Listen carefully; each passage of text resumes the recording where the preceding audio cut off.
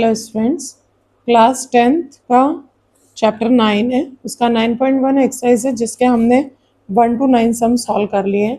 आज हम बात कर रहे हैं 10th वाले सम की और चैप्टर नेम है आपका सम एप्लीकेशंस ऑफ ट्रिग्नोमेट्री, जिसको हाइट एंड डिस्टेंस भी कहा जाता है। तो हाइट एंड डिस्टेंस में 10th वाले सम पे आ गए। प्रीवियस वीडियोस में आपको पूरे 1 to 9 सम्स का सोल्यूशन मिल जाएगा। 10th वाले सम में हमको बोला गया है two poles of equal height, दो पोल हैं जिनका इक्वल हाइट है। अब हम ये देखते हैं पोल्स है कहाँ वो। तो दो पोल्स हैं, इक्वल हाइट है, are standing opposite each other, मतलब वो एक दूसरे के सामने खड़े हुए हैं। Opposite each other on either side of the road, एक रोड के इस तरफ है और एक रोड के इस तरफ है, विच इज 80 मीटर वाइड। जो रोड है वो 80 मीटर वाइड है। From a point between them on the road, उन दोनों के बीच में रोड पे कोई पॉइंट बन रहा है। The angle of elevation of the top of the poles, angle of elevation उस पॉइंट से लेकर के, क्वेश्चन को आप समझिए और जैसे जैसा हम पढ़ते जाते हैं वैसा वैसा हमें क्वेश्चन प्लान कर लेना चाहिए। सबसे पहली बात तो यही होती है कि जब आप क्वेश्चन रीड करते हैं तो एक एक सेंटेंस को पढ़ के आपको सॉल्व करते जाना चाहिए। क्वेश्चन नंबर 10 है, जैसे ही हमने पढ़ा two poles of equal height are standing, equal height हो गई है, are standing opposite each other on the either side of the road. तो ये हमने बना लिया एक रोड, ये रोड है हमारा और रोड के इस तरफ हमारा एक पोल खड़ा है। इक्वल हाइट है इसलिए रोड के इस तरफ भी एक पोल हमने खड़ा कर दिया।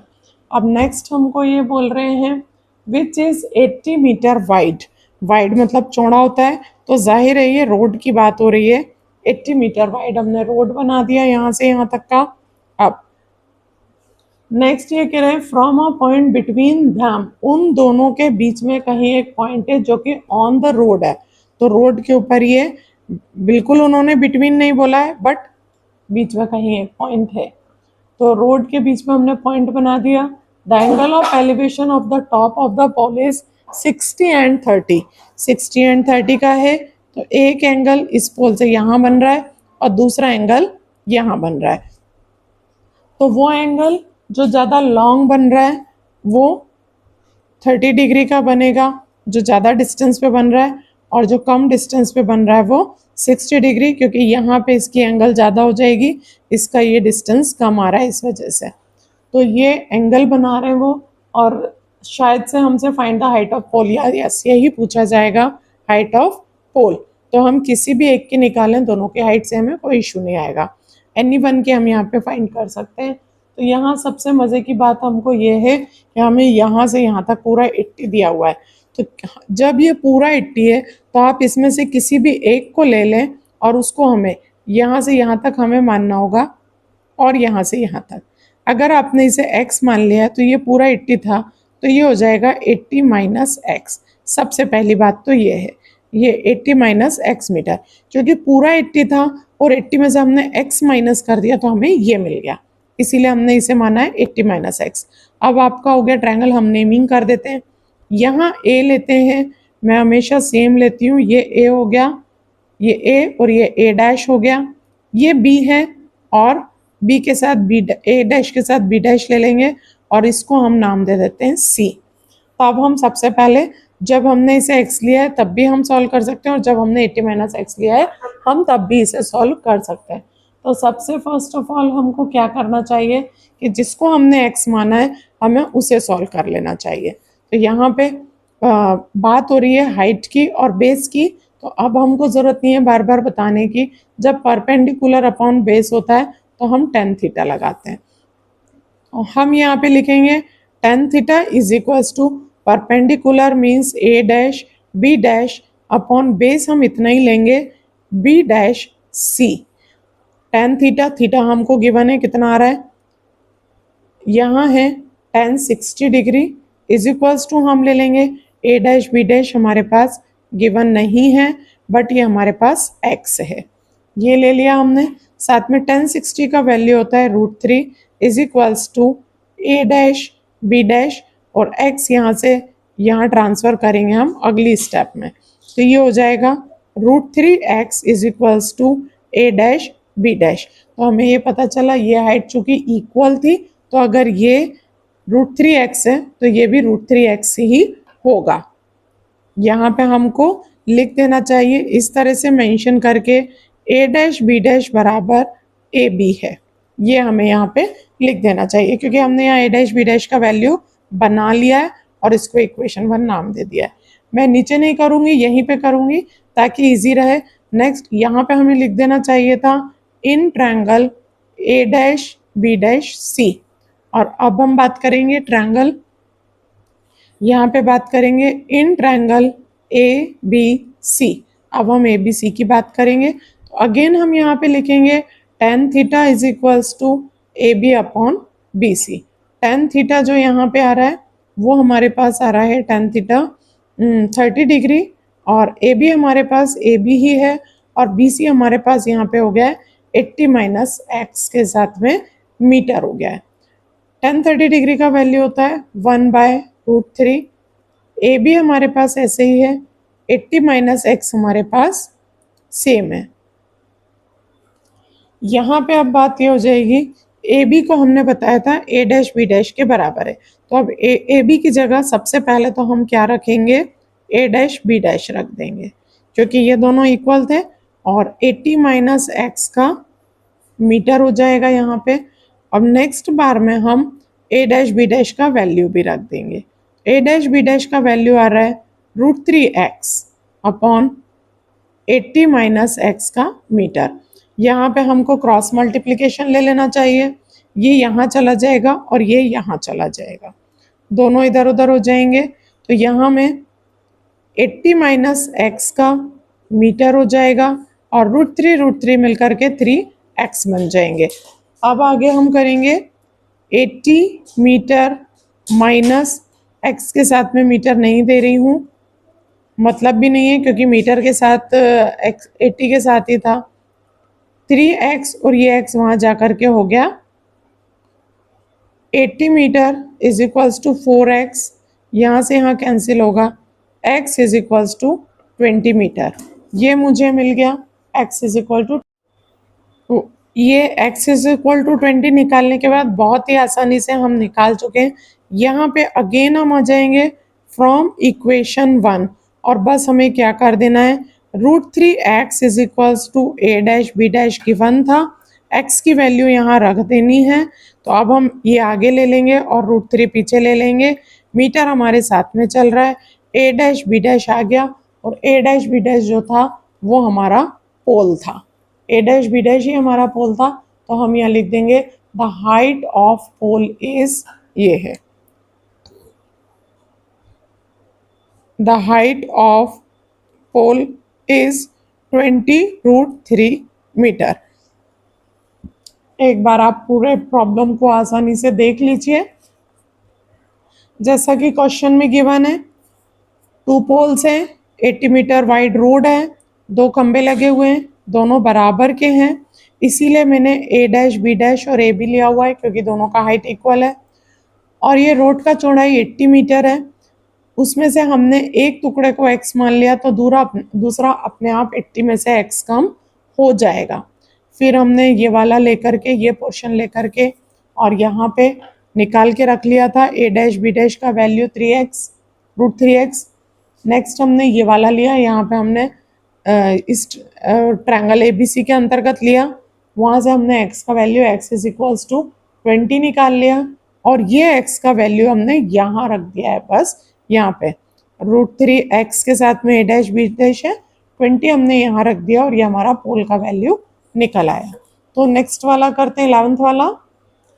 11th वाले सम में जो हमको बोला गया है वो बोला गया है अ टीवी टावर, एक टीवी का टावर है, स्टैंड वर्टिकली, सीधा खड़ा हुआ है, on a bank of a canal, ये कैनाल के बैंक यानी एक नहर के किनारे पे टावर खड़ा हुआ है, from a point on the other bank, from a point on the other bank directly opposite the tower. The angle of elevation of the tower, top of the tower is 60 degree from the another point 20 meter away from this point. on the line join the point to the foot of the tower, the angle of elevation of the top of the tower is 30 degree. Find the height of the tower and the width of a canal. Okay, कोई दिक्कत नहीं है यहाँ पे। जैसा कि मैंने आपको बताया हुआ है, हम स्टार्ट करते हैं। सबसे पहले फिगर बनाते जाते हैं। फिगर के हिसाब से ये एक टावर खड़ा हुआ है हमारा, और यहाँ थोड़ी दूरी पे जो है वो कैनाल है, और कैनाल का किनारा है। यहाँ से एंगल ऑफ एलिवेशन बन रहा है 60 डिग्री। 20 मीटर दूरी पे चलते हैं जब, तो यहाँ से एंगल ऑफ एलिवेशन बन जाता है 30 डिग्री का। ये 30 डिग्री का बन रहा है। यहाँ हम फिगर का नेमिंग कर देंगे। ए होगा, बी होगा, सी होगा, और साथ में सी डैश होगा। यहाँ पे क्या करना है हमको, हाइट, टावर का हाइट निकालना है, और ये 20 मीटर ये डिस्टेंस दिया है। जो नहीं दिया है उसे एक्स मान लेंगे। तो जब भी हमें पूरा डिस्टेंस दिया हो और किसी एक को सपोज करना हो तो वहाँ टोटल माइनस एक्स होती है, और जब हमें आधा दिया है और एक्स सपोज करना है तो वो गिवन प्लस एक्स होती है। तो अभी बी और सी की हालांकि ये बात नहीं कर रहे हैं, पर कहीं बी और सी डैश की बात आएगी तो वो 20 प्लस एक्स हो जाएगा। अभी हमसे पूछा गया है खाली हाइट ऑफ टावर। तो पहले में हम ले रहे हैं इन ट्रायंगल ए बी सी। हम ट्रायंगल ए बी सी ले रहे हैं, और बात हो रही है यहाँ पे tan थीटा की, क्योंकि परपेंडिकुलर और बेस की बात हो रही है। तो परपेंडिकुलर हो गया ए बी और बेस हो गया हमारा बी सी। tan थीटा जो है वो हमको गिवन है 60 डिग्री। ए बी हमारे पास ऐसे ही है और बी सी हमारे पास एक्स है। tan 60 डिग्री का वैल्यू √3 होता है, और ये ए बी ऐसे ही है, एक्स ऐसे ही है। एक्स यहाँ चला जाएगा और ये √3x बन के ए बी बन जाएगा, जिसको हम अभी इक्वेशन 1 डाल के छोड़ देंगे। नेक्स्ट बात करेंगे हम पूरे फिगर की ए बी सी डैश की बात करेंगे। तो अब बेस हमारा बी सी डैश हो जाएगा, तो वो 20 मीटर प्लस एक्स होएगा। यहाँ पे बात कर रहे हैं हम in triangle A B C dash की बात कर रहे हैं। यहाँ पे भी होगा tan theta is equals to A B, तो ए बी रहेगा, बट बी सी यहाँ पे बी सी डैश हो जाएगा। tan थीटा यहाँ पे इस बार 30 डिग्री गिवन है, ए बी है, और ये 20 मीटर प्लस एक्स गिवन है। यहाँ तक कर लिया हमने। tan 30 डिग्री का वैल्यू 1/√3 होता है। ए बी हमारे पास यही है, और ये 20 मीटर प्लस एक्स है। 20 मीटर यहाँ शिफ्ट हो जाएगा क्रॉस मल्टीप्लिकेशन में, तो 20 मीटर प्लस एक्स अपॉन √3 आ जाएगा। और जो ए बी था वो हम यहाँ से वैल्यू रख देंगे, √3x रख देंगे। क्रॉस मल्टीप्लिकेशन में ये यहाँ जाएगा, हमारे पास हो जाएगा 20 metre plus X is equal to √3 मिलके 3x बन जाएंगे। 20 metre is equals to 3x minus X हो जाएगा। 20 metre is equals to 2x हो जाएगा, और यहाँ पे x is equals to 10 metre हो जाएगा। x is equals to 10 metre निकालने के बाद हम यहाँ पे ले लेंगे फ्रॉम इक्वेशन 1। इक्वेशन 1 जो हमको प्राप्त हुआ था वो था √3x इज इक्वल्स टू, ये दिख रहा है हमारे को, √3x is equals to A B. X का जो वैल्यू हमने निकाला है वो हमें यहाँ रख देना है 10 metre is equals to A B, और हम फाइंड कर लेंगे A B is equals to 10√3 metre. ये हमारा आंसर हो जाएगा।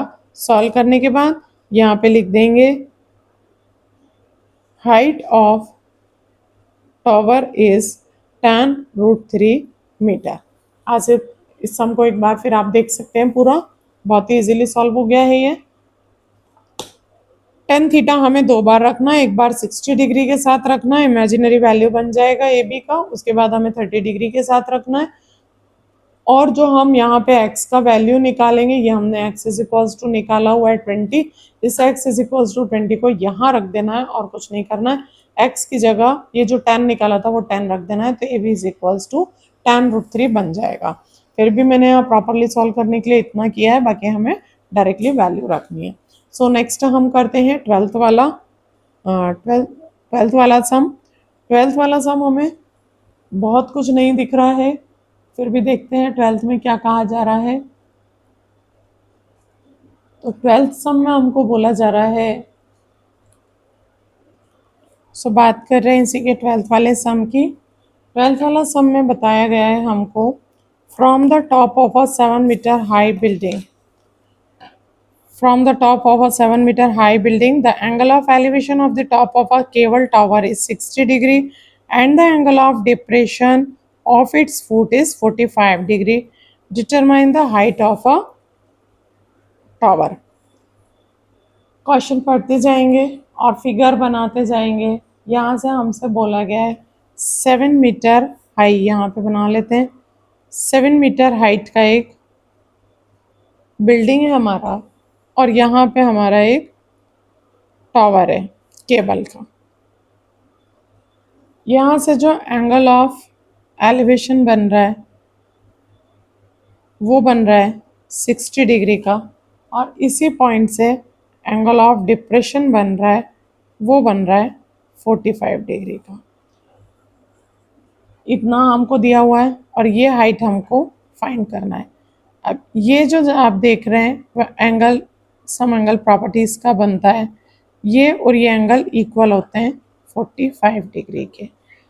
ये एंगल और ये एंगल इक्वल एंगल होते हैं, अल्टरनेट अपोजिट एंगल्स कहलाते हैं 45 डिग्री का। तो यहाँ से हम नेमिंग कर लेंगे ए, बी, सी और डी की बात कर लेंगे हम। ये गिवन है, ये गिवन है, तो फिलहाल हम सबसे पहले ये निकाल लेते हैं, इससे हमारा काम बन जाएगा। हम लेते हैं tan theta is equals to, perpendicular की जगह हमने ए बी लिया है और बेस की जगह हमने बी सी लिया है। tan थीटा 45 डिग्री है, ए बी बराबर 7 मीटर है और बी सी बराबर हमको नहीं पता। क्रॉस मल्टीप्लिकेशन हो जाएगी क्योंकि tan 45 का वैल्यू 1 होता है, 7 मीटर अपॉन बी सी होगा और बी सी वहाँ चला जाएगा तो 7 मीटर। तो हमें ये पता चला कि बेस जो है वो 7 है। बेस हमने 7 ले लिया और ये 7 सेंटीमीटर हो गया तो ये भी 7 सेंटीमीटर हो जाएगा। पहली बात ये पता चल गई। और इसका हाइट अगर हम लेंगे तो यहाँ से डायरेक्टली हाइट निकल आएगा, इसको हम ई पॉइंट दे देते हैं। यहाँ इसकी ज़रूरत नहीं है, पूरे की भी ज़रूरत नहीं है, बाद में हम 7 सेंटीमीटर उसमें ऐड कर लेंगे। फिलहाल हम ले लेंगे इन ट्रायंगल ए ई डी, ए ई डी, क्योंकि ये दोनों बराबर दूरी पे खड़े थे, पैरेलल थे, ये 7 सेंटीमीटर मिला है तो ये भी 7 ही होगा। यहाँ पे लिखेंगे tan theta perpendicular upon base लेंगे। परपेंडिकुलर में हमने ले लिया डी ई और बेस में हमने ले लिया ए ई। थीटा यहाँ पे हमें 60 डिग्री गिवन है, tan 60 डिग्री लेंगे और डी ई हमारे पास डी ई है जबकि ए ई हमारे पास 7 सेंटीमीटर है। tan 60 डिग्री का वैल्यू √3 होता है। √3 is equal to D E upon 7 metre, ये यहाँ चला जाएगा। 7√3 metre is equals to D E, ये हो जाएगा हमारा। और डी ई मतलब हमें सिर्फ इतना मिला है और इतना हमको ऑलरेडी 7 मीटर के बराबर 7 मीटर है। तो हम यहाँ बताएंगे height of tower is equals to है डी सी, और जो डी सी है वो कैसे मिलके बना है, डी ई से और ई सी से। तो डी ई हमारे पास ये मिला है 7√3 मीटर और ई सी हमारे पास था 7 मीटर, दोनों में से 7 कॉमन निकाल लिया तो ये बचा √3 + 1 मीटर और ये आ गया हमारा हाइट ऑफ टावर। इतना इजीली ये सम भी हमने कर लिया है, ज़्यादा मुश्किल नहीं आता है। अगर आप इसको पूरा लेकर के चलते तो शायद ये मुश्किल हो जाता, लेकिन हमने इसको इजीली यहाँ से फाइंड कर लिया और लास्ट में ये जोड़ दिया, यहाँ पे ऐड कर दी ये वाली 7 मीटर हाइट, तो हमारा सम इजीली आ गया। नेक्स्ट वाला देखते हैं, क्वेश्चन नंबर 13 जो यहाँ पे हमारे सामने आ रहा है वो भी काफ़ी ईजीएस्ट ही है। As observed from the top of a 75 meter height light house. आप एक 75 मीटर ऊंचे लाइट हाउस पर खड़े हुए हैं। कैसे स्टार्ट करेंगे इसको? फिगर बनाते जाते हैं। 13 का है, 75 मीटर हाइट है लाइट हाउस की। यहाँ पे आप खड़े हुए हैं और यहाँ से from the sea level the angle of depression, sea level के तरफ जो एंगल ऑफ डिप्रेशन जा रहा है, ये हमने सी बना लिया। इसके लिए हमें एक पैरेलल लाइन, जब भी एंगल ऑफ डिप्रेशन देना रहता है तो हमें एक पैरेलल लाइन यहाँ डालना रहता है। तो साथ में हमें दिया हुआ है the angle of depression of two ships, दो जहाज हैं अर्थ 30 डिग्री एंड 45 डिग्री। दो जहाज हैं जिनकी दूरी हमको दी गई है 30 डिग्री एंड 45 डिग्री। तो एक हमने जहाज यहाँ छोड़ दिया और दूसरा जहाज हमने यहाँ। ये एक शिप है, ये एक शिप है और ये है। तो यहाँ से एंगल ऑफ डिप्रेशन जो जाएगा, एक है हमारा 30 डिग्री और दूसरा है हमारा 45 डिग्री। तो ये जो अल्टरनेट एंगल ये यहाँ से इस तरह से जब भी z बनता है तो दिस इक्वल टू दिस होता है। ये 45 हो गया और ये जो छोटा वाला एंगल बनेगा हमारा यहाँ से यहाँ, ये 30 डिग्री हो गया। यहाँ से हमने ये दोनों एंगल भी बना लिए। ये 45 था, 30 हमारा ये इतना सा था और ये पूरा 45 था। ये हो गया। इसके बाद इनको क्या मांगता है? If one ship is exactly behind the, दोनों शिप एक दूसरे के पीछे चल रहे हैं, on the same side of the light house, find the distance between the two ship. तो हमको दो शिप का दूरी निकालना है। ये एक पहले शिप की दूरी है और ये दूसरे शिप की दूरी। बड़ी दूरी में से छोटी दूरी माइनस कर देंगे तो ये गैप हमें मिल जाएगा। तो फर्स्ट हम क्या कर लेते हैं, इसको x करके हम ये छोटा दूरी पहले फाइंड कर लेते हैं, फिर हम यहाँ पे जो भी होगा वो सॉल्व कर लेंगे। सो इन ट्रायंगल नेमिंग कर देते हैं ए बी, ये सी हो गया और ये सी डैश हो गया। ए बी सी में निकाल लेते हैं हम। निकालना वही है, tan theta is equals to A B upon B C. tan यहाँ पे 45 डिग्री है, ए बी 75 मीटर है और ये x है। tan 45 1 होता है, 75 मीटर अपॉन x, ये x is equals to 75 metre.